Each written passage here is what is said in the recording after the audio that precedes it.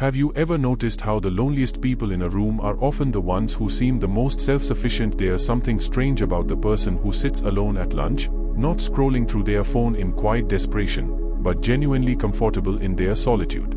They don't fidget, they don't glance around hoping someone will rescue them, they simply exist in their own company with an ease that almost feels intentional. We assume loneliness looks like sadness. We think people without friends are waiting to be saved. But what if that's not always true? What if some people aren't lonely by accident, but by design? Not because they can't make friends, but because on some deep psychological level they've decided that friendship costs more than it gives?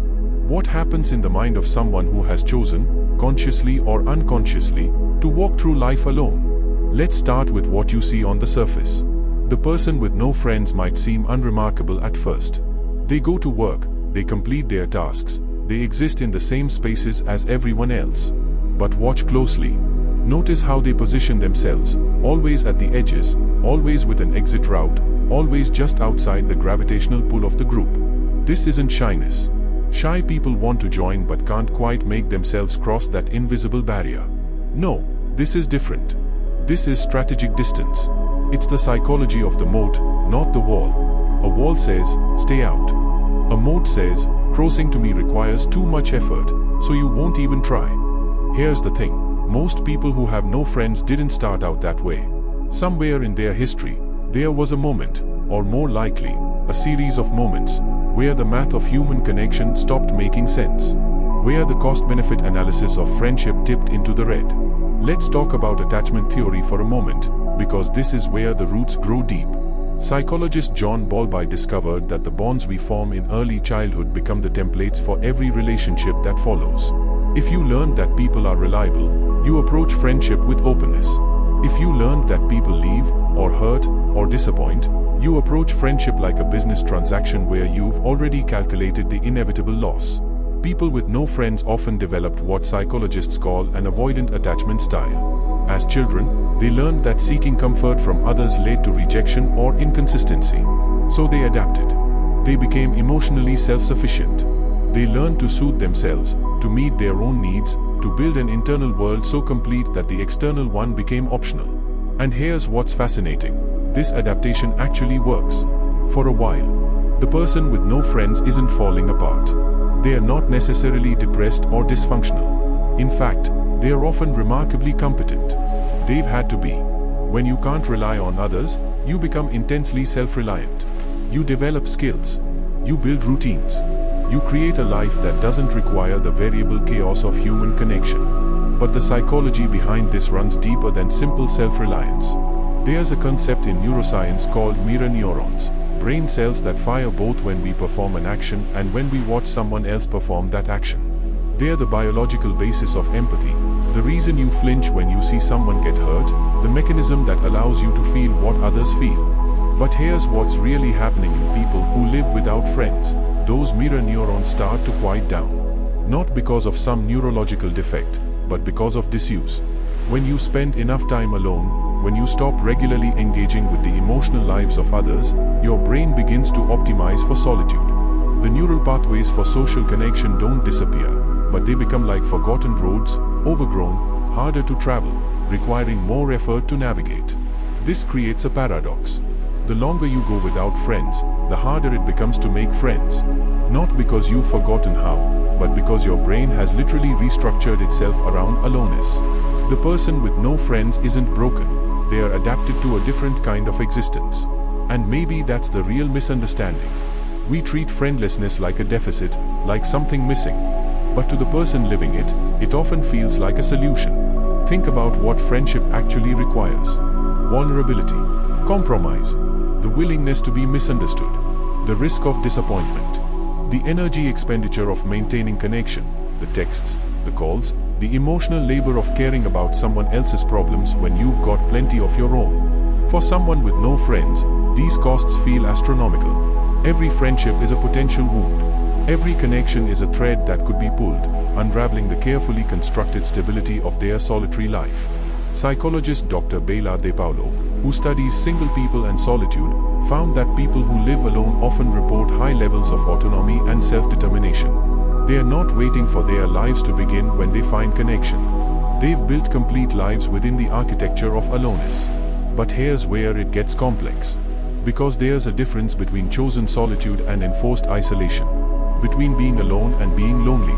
And the person with no friends often exists in the liminal space between these two states, not quite sure which one they're inhabiting. Let me paint you a specific picture. It's Friday evening.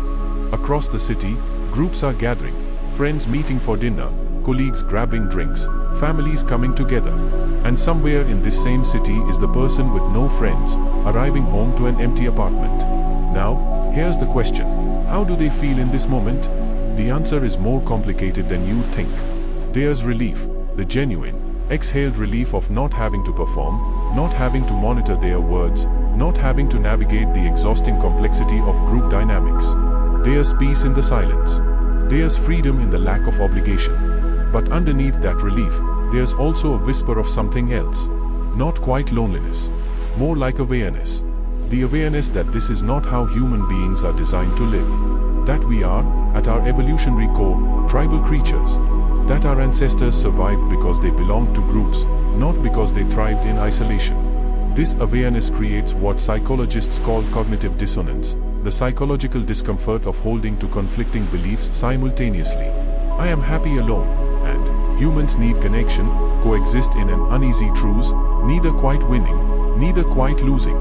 And this is where it gets interesting. Because the person with no friends becomes an expert at rationalization. They construct elaborate psychological frameworks to explain their aloneness. They are not avoiding friendship, they are selective. They are not lonely, they are independent.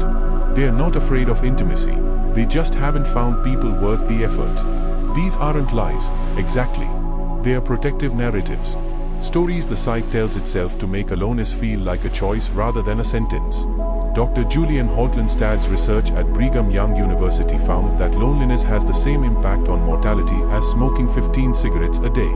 The body knows what the mind denies, that isolation has a cost, that humans need humans, that no amount of self-sufficiency can completely replace the biological necessity of belonging. But the truth is, the person with no friends doesn't necessarily feel lonely in the acute, painful way we imagine. Instead, they experience something more subtle.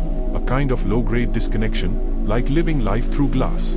They can see others, interact with others, even enjoy others, but there's always this invisible barrier, this fundamental separation between themselves and the world of easy intimacy that others seem to inhabit.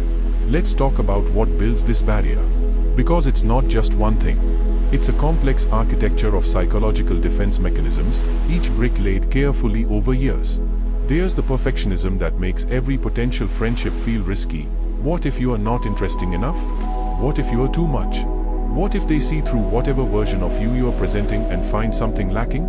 There's the fear of vulnerability that makes sharing feel like handing someone a loaded weapon and hoping they don't use it. There's the exhaustion of pretending, because after years of not having close friends, you've lost the casual fluency of friendship.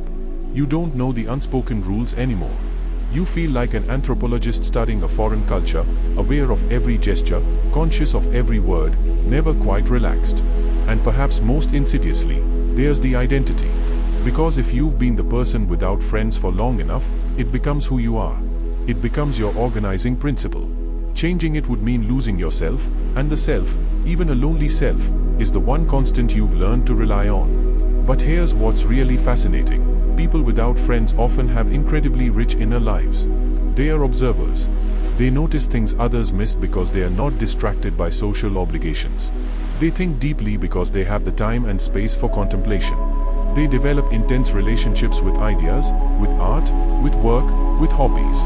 The psychologist Anthony Storr wrote an entire book called Solitude, A Return to the Self, arguing that the capacity for solitude is actually a sign of emotional maturity, not dysfunction.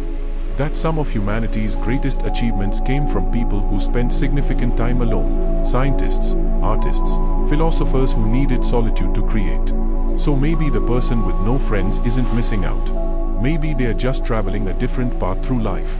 Maybe their loneliness is the price they pay for something else, freedom, autonomy, protection from pain, space for creation. But maybe that's too simple. Because here's what I've noticed, and maybe you've noticed this too. The person with no friends is often hiding something. Not deliberately lying, but protecting a wound so old they've forgotten it's there. Maybe it was the friend who betrayed them in 7th grade. Maybe it was the group that excluded them in college. Maybe it was a pattern of people leaving, of connections dissolving, of investing emotional energy only to be abandoned. Maybe it was growing up in a family where vulnerability was weakness and self-sufficiency was survival. Somewhere along the line, the equation changed. The risk of friendship began to outweigh the reward.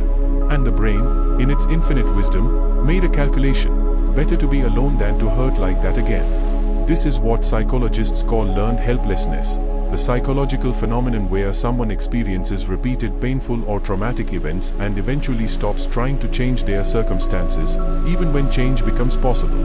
They are not choosing aloneness anymore. They are trapped in it by the weight of their own psychological history. But the cruelest part? They don't even realize they are trapped. To them, it feels like freedom. Now, let's get really honest for a moment. If you are watching this and you have no friends, I want you to ask yourself something difficult. Are you alone because you want to be, or because you are afraid of wanting something you don't think you can have? Because there's a specific kind of pain in wanting connection and pretending you don't. In scrolling through social media and seeing everyone else's friendships and telling yourself you are better off. In lying awake at night in that particular kind of silence that feels less like peace and more like absence. The person with no friends becomes an expert at convincing themselves they don't need what they are afraid to pursue. It's a survival mechanism. It's how the psyche protects itself from the constant ache of unfulfilled longing. But here's the truth: humans are not meant to be alone. Not completely. Not permanently. We are social mammals. Connection is wired into our biology. Mirror neurons aside, we have neural systems specifically designed for attachment, for bonding, for belonging. You can be highly independent and still need people. You can love solitude and still crave connection. These aren't contradictions, they are the normal complexity of being human. And this is where the story could go two ways. One version is acceptance. Learning to embrace aloneness not as a wound but as a legitimate way of being. Building a life so rich and full that friendship becomes optional rather than essential. Finding meaning in solitude, in self-knowledge, in the particular freedoms that come with walking through life untethered. The other version is change. Recognizing that the protective walls you built served their purpose once, but now they are keeping out the very things you need. That the cost-benefit analysis you made about friendship was based on old data, old wounds, old versions of yourself. That maybe, just maybe, the risk is worth it. Neither path is wrong. Neither path is better. They are just different ways of navigating the human condition. But if you are someone with no friends, you deserve to know you have a choice.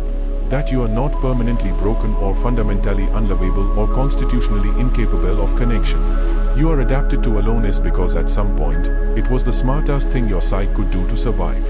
But survival and living are not the same thing. Here's what I want you to understand. The person with no friends is not a failure. They are not pathetic or pitiful or incomplete. They are someone who learned a particular strategy for moving through the world, and that strategy has costs and benefits like everything else. Maybe friendship never clicked for you. Maybe the effort always felt greater than the reward. Maybe you found other ways to meet your needs for connection, through work, through online communities, through family, through pets, through creative pursuits. Or maybe you are reading this and recognizing that your friendlessness isn't actually a choice. That it's a cage you've been living in so long you forgot it had a door. If that's true, if some part of you aches with the wanting of connection you've been denying, then I want to tell you something important. You can change this. Not easily. Not quickly. But you can. The neural pathways for connection are still there, just dormant. The capacity for friendship is still within you, just unpracticed. The part of you that wants to be known, really known, hasn't disappeared. It's just been waiting. It will be uncomfortable. Vulnerability after years of self-protection feels like walking without armor. The first attempts at friendship might be awkward, painful, disappointing. You might fail. You might get hurt. You might discover that some people aren't worth the effort.